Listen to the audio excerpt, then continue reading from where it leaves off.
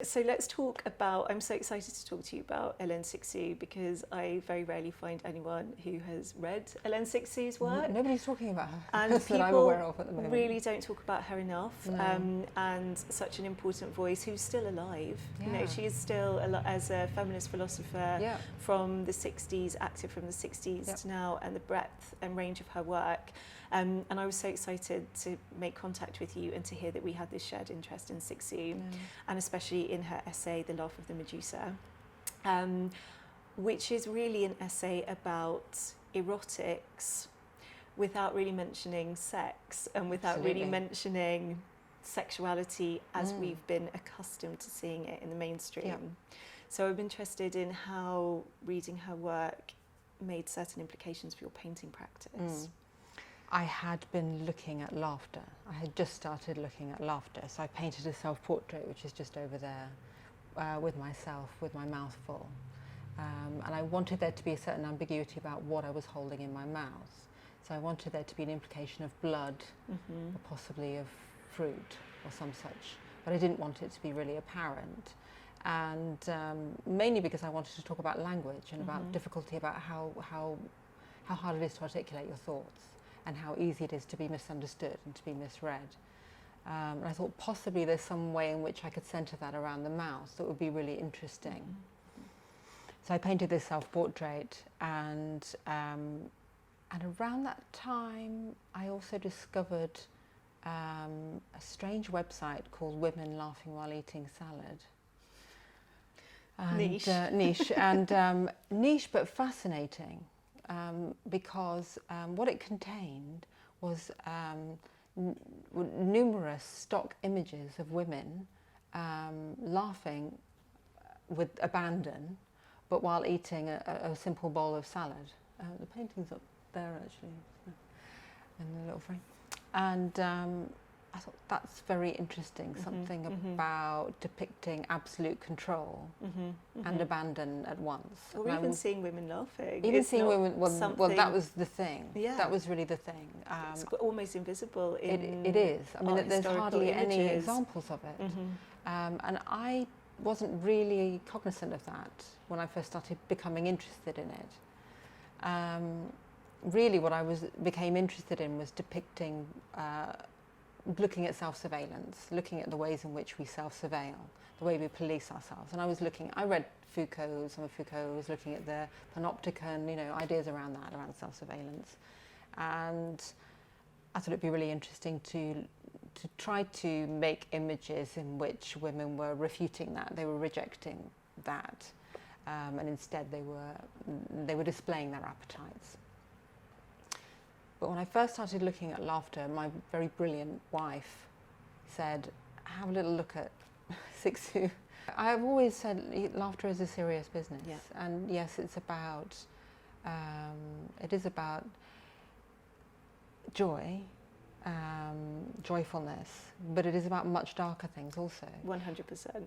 Yes. And, I've always felt, when you open your mouth and when you laughed, it is an explosion from the body. It is something which is uncensored, which is not curtailed. It is something which is involuntary. It is explosive. I mean, Cixous talks about the volcanic, but it's also it's the one time when something internal, the structure of the body is visible. Yeah. And then I started returning back to laughter and the open mouth being not just about mastication and consumption, because it was never really about food for me. Food and body image and so forth that wasn't the crux of my interest. It really was about not feeling that you can display your appetites, that we continually self-police. I'm thinking of where you see laughter in art history, and it's sort of the tavern scenes that this is the thing. that have a kind of quite classist That's slant on exactly them. it. That it kind of signifies the lower classes. The lower class with the crude of intellect, laughing with their mouths open and drinking. Yeah. And then I was thinking, when you were talking about that, where do we see women with their mouths open? But in pornographic images of heterosexual sex, of deep throats and that whole aesthetic and that whole rhetoric, it's sort of the open mouth is is a kind of porn trope, isn't it? Because it's a mouth that's about to receive a penis most of the time. Which is partly what's so interesting about someone like Linder for example, and the way that often she'll obscure that element of the image because she knows the immediate power of that. But exactly that, and that really resonated with me. Because I'm working class, I'm from a working class background. So registering that I had an instinct towards depicting an open mouth, and that was the primary art historical source I could find, that it was about depicting the lower classes, but also as a lesbian. The fact that, yes, it's synonymous with pornography, that.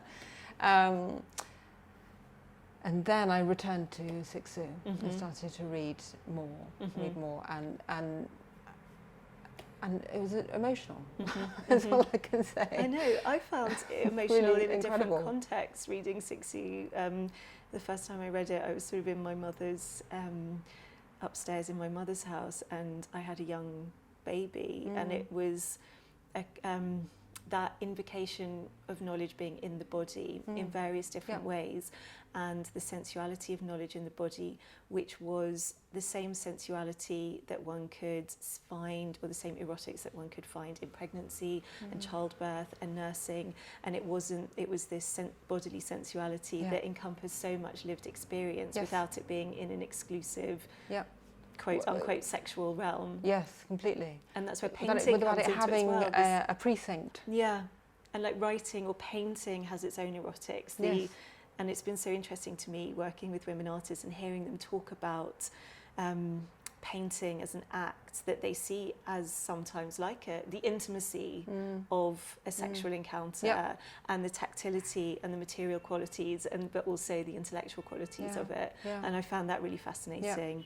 And especially going back to what we said initially about male artists doing all the muscle work, and that's what we equate with the sort of mythography of the male artist, who also had this great narrative of, you know, love making in the studio with the model, or various eye roll, etc. So I can see the appeal, but all of that kind of, whether we can call it a female erotics or if we can call it a different sort of gendered erotics that Cixous puts forward with the body and laughing and expression, it's so rich. It was like a call to arms, and it really gave me, it was a spur. It really gave me the opportunity to start to think about what might happen if there were no precinct around the imagination and around what one might consider to be the erotic, and how I might go about actually depicting that, using that, harnessing that. And I think it gave me, self-trust is really key. I mean, people talk about self-trust. I mean, the most common example of people talking about self-trust, they talk about Picasso.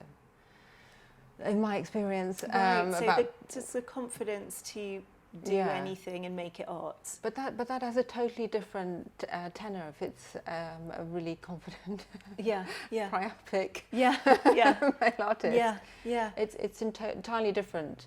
Hearing a post-structural feminist. Well, that leads us to the question of monstrosity, doesn't it? Because we have that idea, and you know, if we're thinking about The Laugh of the Medusa as an essay which takes as its central core an unwrapping of that story of Medusa, the monster, and rethinking what female monstrosity really is. Completely. And that made me think of, you know, of course, the open mouth there. Because there is something monstrous about it. It is. And it's always really interesting to me to take note of the people who find it monstrous. Because women, on the whole, find it quite intoxicating. Not always.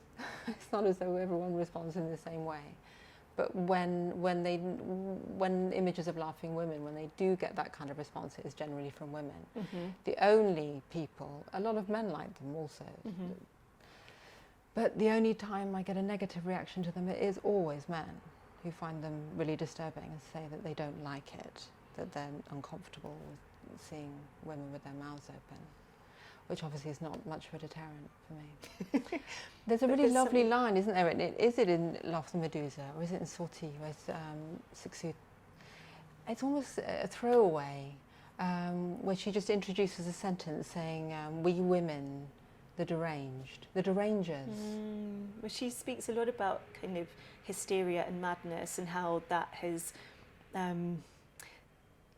how the parameters of madness have been made female, or anyone who's other and marginalised, anyone who's not. Absolutely. And of course that's partly what's really interesting for me about it, the way that she explores that sense of the other, but also again then discusses that in a way which is again touches on the erotic, you know, when she talks about bisexuality, about how vital that is to creativity. And she's not saying, I mean, obviously she was really interested in Genet, for example, so really interested in homosexuality and how it can be inherently political. It can inherently involve freedoms, exploring freedoms. So when she was talking about about her creativity as a form of bisexuality, she wasn't necessarily saying we must all be bisexual, or we must all be homosexual in our erotic practices. It's more a case of understanding that, to bring the other into your writing and into your creative work does involve embodying people who are entirely different from ourselves, which again is completely counter to the kind of the more primary, familiar masculine tendency, where it's just much more about the domination of the other.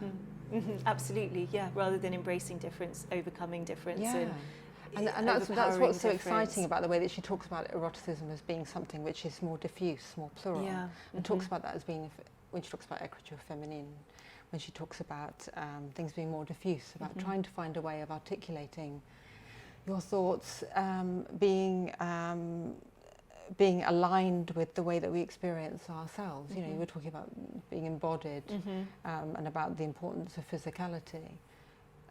There are no limits to that in the way that she describes it, and that's fascinating to me because I again it's something that you intuit in the way that you make things. I always felt that, you know, I've always been really interested in texture and in the surface of things, and I've always thought that is part of the sensuality of painting.